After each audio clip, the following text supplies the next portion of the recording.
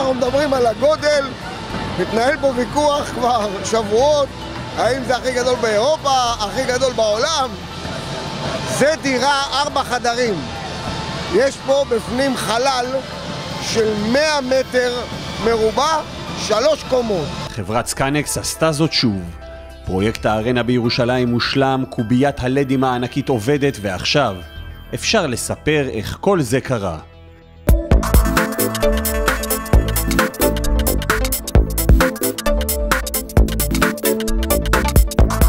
במשך חודשים ארוכים, מהנדסים, מעצבים ואנשי תוכנה עבדו על פרויקט קוביית הלדים הענקית בארנה פייס בירושלים. אנחנו מתחילים להתקין עכשיו את הקובייה, 10 מטר קוטר, 5 מטר גובה, 4 מסכים מקומרים של 30 מטר מרובע כל מסך, עם לוח שעונים משולב.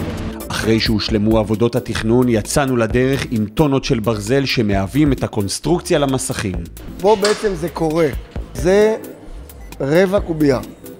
בעצם הקובייה הזאת היא גם וידאו וגם לוח שעונים בתוך הקובייה. פה, אלו הכנפיים האלו, הן מתחברות בכל פינה, כל אחת מארבעת הפינות, ועליהן יש 2 לוחות שעונים.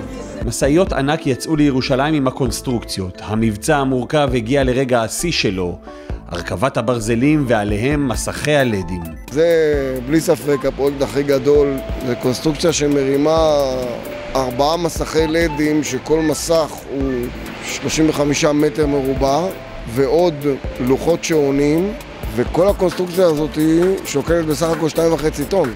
במשך שבועות צוות של עשרות עובדים לא עזב את הארנה בירושלים. במקביל הוצבו מסכי לדים בטבעת ההיקפית המשמשת לפרסומות. חדרי פיקוח ובקרה נבנו בקומת הגג של האולם. זה פעם ראשונה בעצם שעושים את זה כיחידה אחת, והכל אמור לעבוד ביחד, להיות מחובר ביחד. יש פה מערכות בקרה שיפעילו את זה מאוד מאוד משוכללות. ואז זה הגיע, הרגע שבו מחברים את המסכים דרך כבלי התקשורת והחשמל. אחד אחרי השני נדלקו המסכים והקובייה הונפה לשמיים. יש פה איזה 3,000 מטר כבלים שרצים פה מצד לצד. יש פה 300 קבינטים של לדים רק מסביב. רק 112 על הקובייה. עם הצבתה במקומה הקבוע, קוביית הענק הגדולה בישראל ובאירופה התחילה לעבוד עם הופעות ובמשחקי גביע ווינר.